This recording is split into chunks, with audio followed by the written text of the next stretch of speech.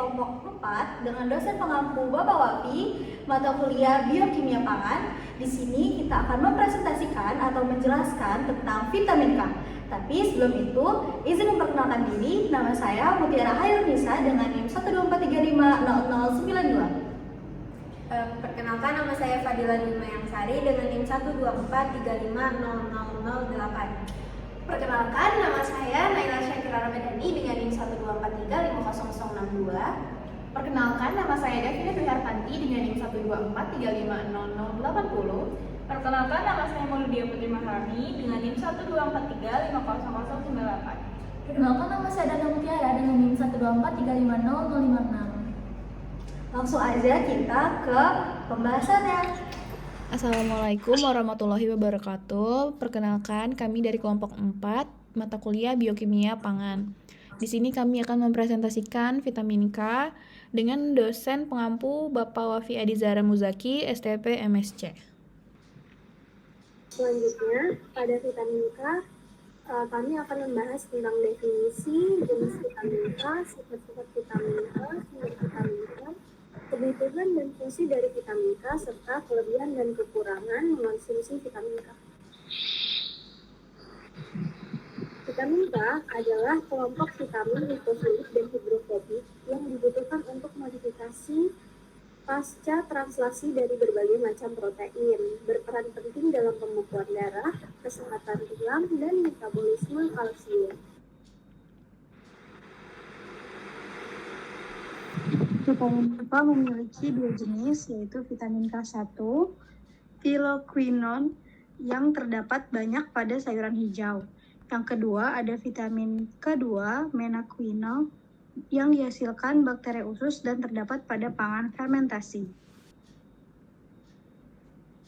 Selanjutnya, vitamin K memiliki sifat-sifat, yaitu yang pertama merupakan golongan naptoquinol. Yang kedua, vitamin K dari alam larut dalam lemak, stabil terhadap pemanasan dan reducing agents, labil terhadap oxidizing agents asam kuat, alkali, dan cahaya. Dan yang terakhir, vitamin K1 dan K2 berwarna kuning, vitamin K sintesis tak berwarna.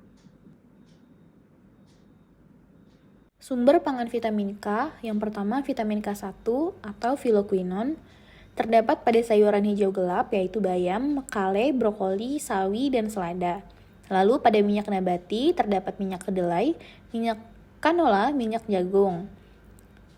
Selanjutnya pada vitamin K2 atau menaquinone terdapat pada pangan fermentasi yaitu natto, keju, dan yogurt. Terdapat pula pada daging, telur, dan hati. Fungsi vitamin K yang pertama sebagai koagulasi atau pembekuan darah. Yang pertama kofaktor enzim gamma glutamyl karboksilase. Lalu mengaktifkan faktor koagulasi yaitu 2 protomben, 7, 9, dan 10 serta protein antikoagulasi protein C dan S dan mengubah residu glutamat menjadi gamma karboksi glutamat. Yang kedua sebagai metabolisme tulang, yaitu mengaktifkan osteokalsin, jadi mengikat kalsium untuk pembentukan matriks tulang. Yang ketiga, sebagai kesehatan kardiovaskular, yaitu mengaktifkan MGP untuk mencegah kalsifikasi pembuluh darah. Selanjutnya itu ada kebutuhan vitamin K. Secara umum, dosis konsumsi vitamin K untuk anak 4-6 tahun itu 20 mikrogram. Untuk anak-anak 7-14 tahun itu 30 mikrogram. Untuk dewasa 15-18 tahun dan pria 65 mikrogram, wanita 55 mikrogram. Selanjutnya itu ada kekurangan vitamin K dan kelebihan vitamin K. Penyebabnya untuk kekurangan vitamin K itu asupan sangat rendah, gangguan absorpsi lemak, cystic fibrosis, penyakit empedu, penggunaan antibiotik jangka panjang menghambat bakteri usus. Bayi yang baru lahir cadangan rendah, pemberi vitamin K dengan suntik. Gejalanya mudah memar, pendarahan berlebihan, darah sulit membeku. Kalau kelebihan vitamin K hanya bisa terjadi bila vitamin K diberikan dalam bentuk berlebihan. Gejala berlebihan vitamin K adalah anemia, hemolosis, hiperbilirubinemia, sakit kuning, dan kerusakan pada otak. Selanjutnya di sini ada absorpsi, transport, dan metabolisme. Vitamin K itu larut bersama lemak makanan. Kemudian lemak dipecah enzim lipase pada pankreas. Kemudian garam empedu dari hati akan membentuk miseli untuk melarutkan vitamin. Nah, vitamin akan masuk ke sel epitel usus, enterosit, dalam bentuk larut lemak. Di dalam enterosit, vitamin dikemas dalam partikel lemak besar bernama kilomikron bersama trigliserida dan kolesterol. Kemudian kilomikron akan dilepaskan ke pembuluh limfa, lakteal, kemudian masuk ke sistem peredaran darah. Terus vitamin K itu digunakan di hati untuk membentuk faktor pembekuan darah. Adapun peran vitamin K dalam pembekuan darah, yaitu salah satu fungsi vital vitamin K dalam membantu proses pembekuan darah. Vitamin K berperan penting dalam mengubah asam glutamat menjadi asam gamma karboksiglutamat melalui proses dekarboksilasi. Asam gamma karboksiglutamat ini memiliki kemampuan unik untuk mengikat ion kalsium atau Ca12.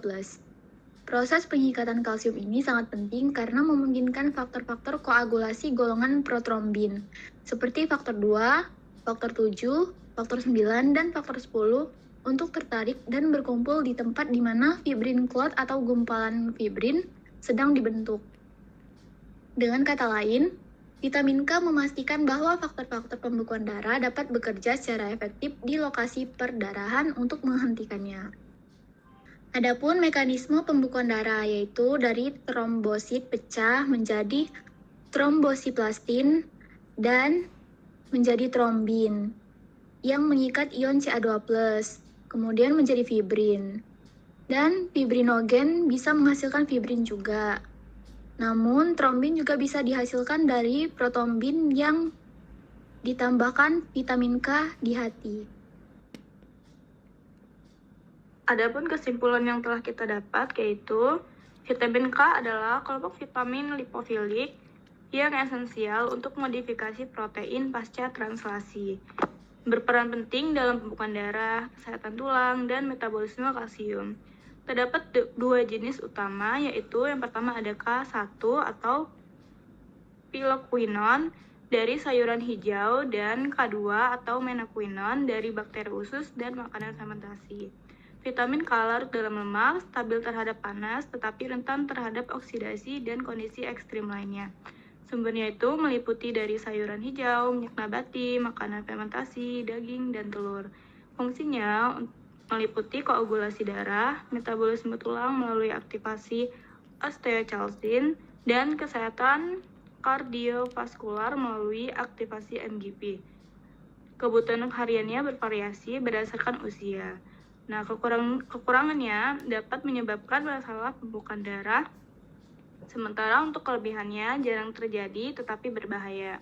Vitamin K diserap bersama lemak, diangkut oleh kilomikron, dan digunakan di hati untuk pembentukan faktor pembekuan darah yang melibatkan konversi asam glutamat menjadi gamma karboksiglutamat dalam proses pembekuan darah.